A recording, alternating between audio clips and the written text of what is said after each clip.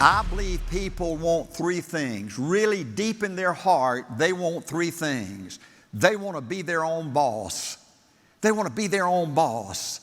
Number two, they want to work at something they love, something they believe in, something they're passionate about. And number three, they want to build total financial independence for them and their families, where nobody can put their thumb on you and squeeze you and use you, where you can tell everybody out there to take a flying leap if you want to. And A.L. Williams provided for its people those three things. I want to talk to you today about the power of a team.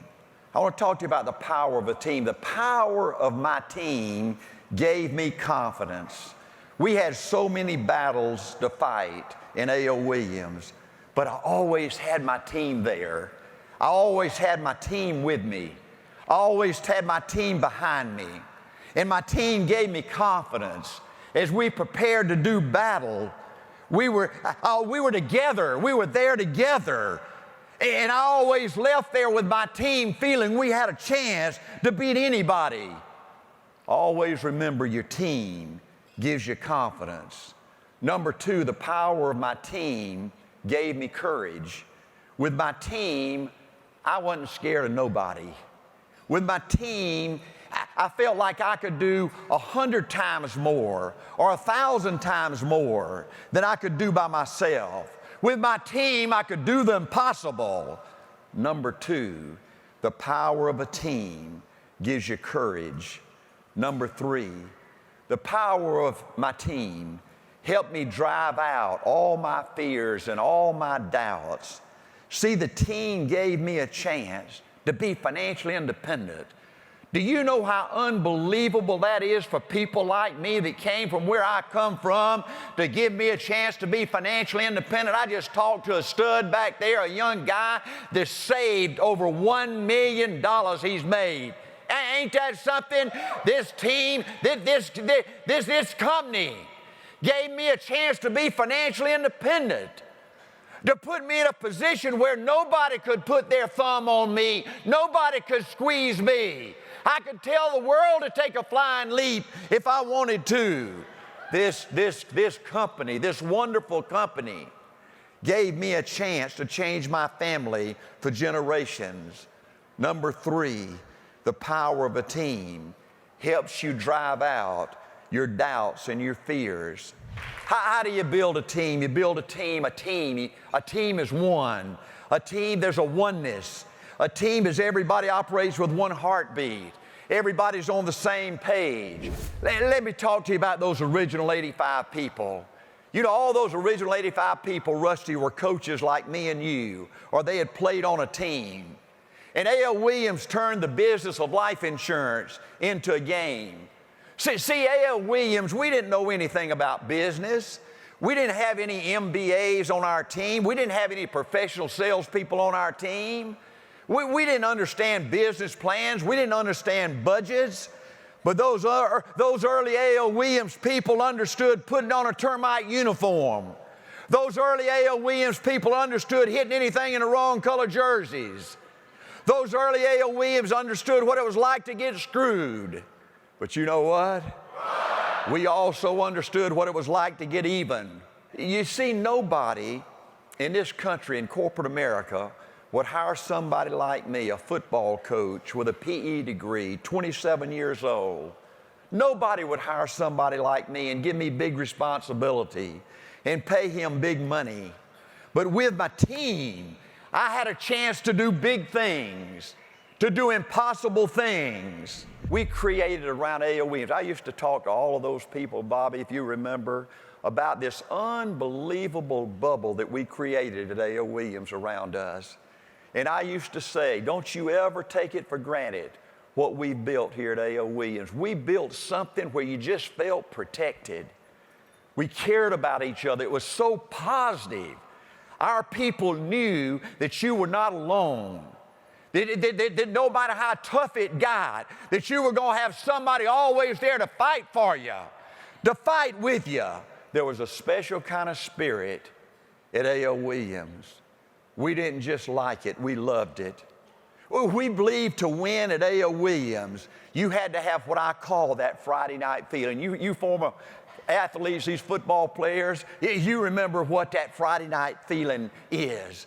You know, you're so dadgum excited before kickoff, you're about to mess in your pants. See, people won't follow or believe in a negative, dull, disillusioned, frustrated dadgum crybaby. And see, we believed, we really believed, this was not BS, we really believed that everybody wanted to be somebody. We believed, Randy Godfrey, that as a leader, and you were a perfect example of this, that it was your responsibility when you recruited a new guy or gal, that you had the responsibility to reach inside that person's heart, to grab his dadgum heart. Most everybody out there have been so beat up, so put down, they've almost given up on themselves. But it's your responsibility as a leader to reach inside that heart, to grab that heart and help them believe in them again, to believe they can do it again, to believe there's somebody special again, to build a great team. You've got to become a leader, a real leader. That's a dadgum magnet where you attract people like bees to honey. See, there's two advantages in building a team. I sold this to every person at every fast start school.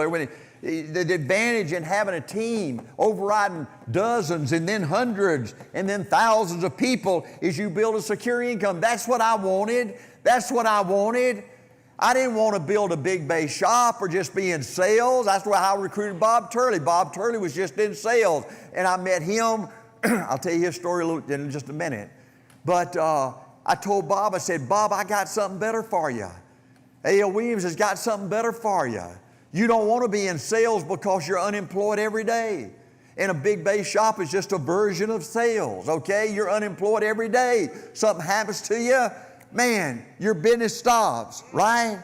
I wanted to build a secure income, and I wanted to build a big income with no limits. February 10, 1977. See, a lot of people say, well, how did you do all this at first? This was 9 years. You know, we had this business figured out, we thought, okay? We were going, this is what we want an RVP to do. You wanted everybody to become an RVP, then build 7 to 10 first generation. Now, we had some people build 20 first, and we had some people build 1 first, okay? But this was just a goal. This was nothing but a number on a piece of paper, okay? But to build 7 to 10 RVPs, and then help them build 7 to 10 RVPs. Okay, look at this. Now, you got this thing, but look at it up here, if you will. This is the power of ownership. If you build 7, and they build 7, that's 49 seconds, and they build 7, that's 343, that's a total of 399 RVPs. If you made our average sale, that would be $323,000 monthly income, 3.8 annual income. We had some people that did that. And then you could pass that on at death. You know, you could have one of your kids take this business and have a $3.8 million lifetime. That's unbelievable, isn't it? Isn't it? But that's a lot of RVPs, let's say, okay? But just look at this. Now, you got that chart here, okay? Now, let's say you just did 6. Now, that's building an income, a legacy income of $3.3 million. Let's say you did 5. You just did 5. You built 5 and half your people did 5. That's $2.7 million. Let's say you did 4. This is the power of multiplication. That's $2.2 million. Let's say you just did 3. That's $1.6 million. Let's say you just did 2. That's $1.1 million. Let's say you just did 1. Let's say, Gus, you just built 1 RVP, help them build 1 RVP, then they build 1 RVP. That's $553,000. That's the power of multiplication. Is that unbelievable? This is another thing we sold. The power of 3. I told you about me recruiting the Auburn basketball team, right? See, the only way you're going to lose, I'd tell a new recruit, the only way you're going to lose that $100 is not set up appointments, right? You set up me appointments, I'm going to go out and I'm going to sell for you and make you money, and I'm going to recruit and help you build a team, right? And let me show you what my goal is. The power of 3. If we just recruit 3. Now see, that's where a lot of people make mistakes. They go out there and say, I want you to recruit 50 people or 20 people, or you got to make this thing feel so easy. It's got to appear to be so easy. It ain't easy. It's not easy to do 3, okay? But it's got to appear to be easy, right? See, we learned as coaches, this every Thursday, I put our goals up there. Okay, you got to have short-term goals that you can see yourself accomplishing in 60 days or 90 days. You can't have one of these goals that it's going to take you 10 years to do, right? You just wear out before that. So here's what we did with our part-timers. If you recruit 3, just help them recruit 3. Then they go recruit 3. That's 39 players. Now that's a really realistic, doable goal. That's $42,000 a year. That's a pretty good part-time income. That's a pretty good launching point to go full-time, right? But let's say you can't do 3, that you don't do 3. You just did 2. 2 that did 2 that do 2, just 3 times. That's $28,000 in overrides. Let's say you just do 1. Just do 1. You go recruit 1. That recruits 1. That recruits 1. Just 3 times. That's $14,000. That makes 1 sale a month. Is that unbelievable? See, that's the way I think you sell the multiplication. I got all these memories and I got all these things in my head, and I'm gonna tell the A.O.M. story on videos, and I'm gonna come out with a risk taker. I've already done most of it on Jenny Carter. And I've got all these things in my mind about, who were the greatest? Who were the people that just were the greatest that stood out in A.O. Williams, and what area were they the greatest in? Jenny Carter, in my mind, was the most courageous person in A.O. Williams. I sat down with her, for hours before we started A.O. Williams, and I said, Jenny, are you sure? Are you sure? Yeah, man, look, Jenny, you got 4 kids at home. Are you sure you want to roll the dice and take this risk? And she did. And look at what she built.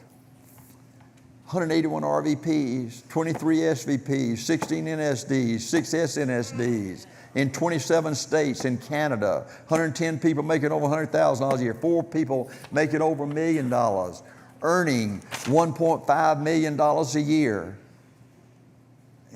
Is that just unbelievable? Now that don't happen to everybody. But that happened to some of our people. And that gave me hope. Because I always felt like, as I said early on, you're really not a sales leader till you produce a sales leader. You're not a district leader, you produce a district leader. You're not an RVP till you produce an RVP. Okay, you're not a person that's worthy of making $100,000 till you produce somebody to make $100,000 a year, right? And so my theory was, if we had one person, if we had one Jenny Carter that could do what she did with the handicaps she had, not in terms of ability, but just the responsibility of having 4 babies at home. And how do you feel training with 4 babies at home? How do you do that? How do you do that?